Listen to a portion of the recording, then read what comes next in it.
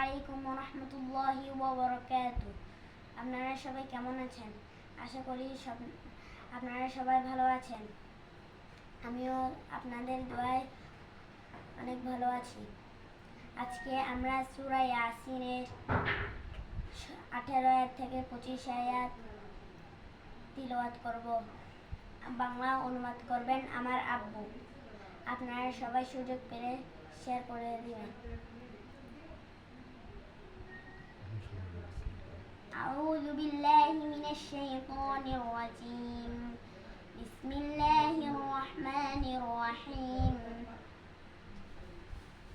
قالوا إنا تطيرنا بكم لئن لم تنتهوا لنرجمنكم وليمسنكم منا عذاب أليم. শুরু করতেছি পরম করুণাময় আল্লাহর নামে।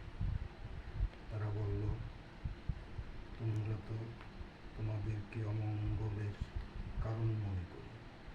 তোমরা যদি বিরত না হও তাহলে আমরা অবশ্যই তোমাদেরকে পাথর মেরে হত্যা করব এবং আমাদের পক্ষ থেকে তোমাদেরকে যন্ত্রণাদায়ক আযাব স্পর্শ করবে।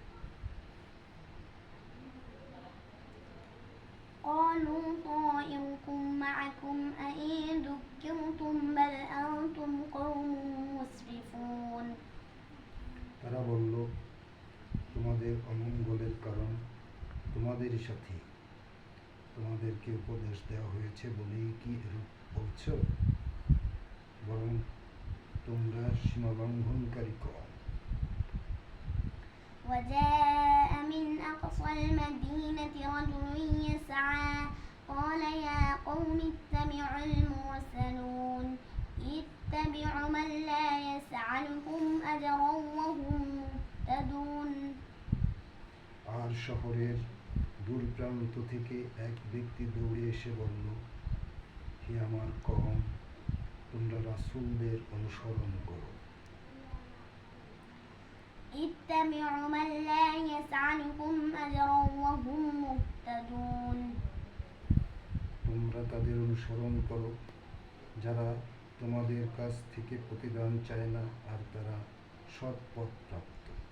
وما لي لا أعبد الذي فطرني وإليه ترجعون. আর আমি কেন তার ইবাদত করব না যিনি আমাকে সৃষ্টি করেছেন, আর তার কাছেই তোমাদেরকে ফিরিয়ে নেওয়া হবে।